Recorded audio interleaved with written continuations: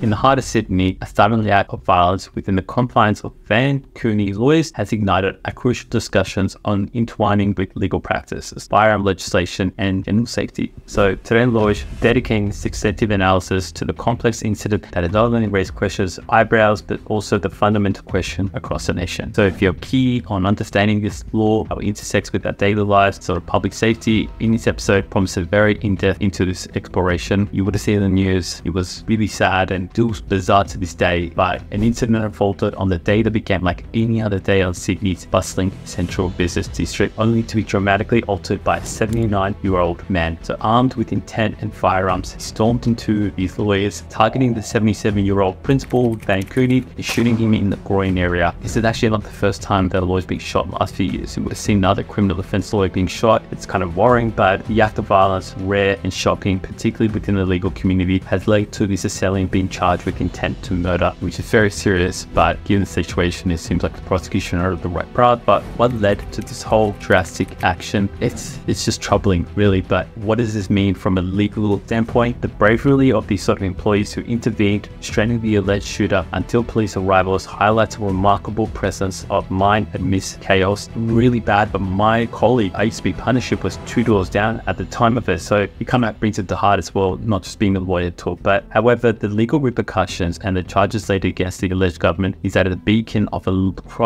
closer examination, charged with intent to murder, causing danger with the firearm, unauthorized possession, and breaching a firearm prohibition order, also known as FPO. Biselli now faces the full force of the law. But let us unpack the charges further. Intent to murder, a grave accusation. This falls under what's called Section 27 of the Crimes Act New South Wales, carrying a maximum penalty of 25 years in prison and also heavy fines with it. But the charge necessitates for the prosecution to prove beyond a reasonable doubt that grievous bodily harm was inflicted to the intention murder. Very different threshold, and I can only see what their defense will be, but I won't speculate until the hearing's going on. But yet the incident opened up this sort of Pandora box into the legal and ethical inquiries, particularly regarding the laws around firearms. Not like America, pretty glad of that, but in Australia there is some order and chaos to this. But the offence of causing danger with a firearm is really dealt with under Section 93G of the Crimes Act 1900. Maximum penalty of 10 years underscores the loaded firearms posed in these public spaces. Really serious issues. It really impacts everyone in society, and this is why there's strict control legislation around this. Moreover, the unauthorized use and possession of a prohibited firearm detailed under Section 7 of the Act, which stems from a penalty of 14 years, raises questions about the firearm accessibility and the robustness of the current legislation in preventing such incidents. I was really shocked when I read this, and I'll speak about all these issues, but the legal defense is available, including self-defense, duress, and necessity, private, nuanced layer of legal discourse, challenging us to consider the circumstance of which law intersects with moral and ethical considerations. So this case not only sheds light into the stringent penalties associated with these firearm offences, but also broadens this sort of discussion about the efficacies of our current legal frameworks, ensuring our public safety and preventing such future tragedies, not just to lawyers, but to anyone involving with firearms. And it's the task force out there in operations for good reason. But as we dive deep into this incident and the implications, it's clear that the shootings of Van Cooney Lawishhh is not just an isolated incident, but a mirroring event of our legal system, societal safety, and a complex dialogue between law, ethics, and community welfare. So in incident and its whole conclusion, it sort of serves as a stark reminder to this unprecedented of its public safety and the critical importance of comprehensive legal scrutiny in the aftermath.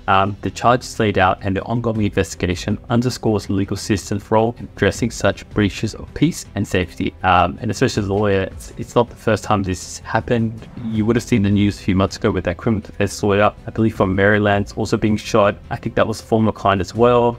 It's just a bit scary when you see that and what kind of things that a lawyer has to go through and some of the clients you get. And lucky for me, I'm fortunate enough to pick and choose my own clients in a way where if I don't really want to work with someone, I said, look, I think you better find a lawyer. So I think it's not ideal, and I say this to all my lawyer friends, not ideal to take every single case just for the money. I think you need to set healthy boundaries and really just want to work with people who want to help. And if someone's genuine and loving and honest and just got through a shit situation or mental health issues, I'm always there. But if it's a case where they cross those boundaries and they constantly call you at like 11, 12 at night, like I said, I'm very fortunate enough to say, mate, it's not working out. Here's your file. Here's your refund. fun sometimes. So yeah, it just gives you an insight to daily life of a lawyer. So I hope you enjoyed this, and I'll see you in the next video.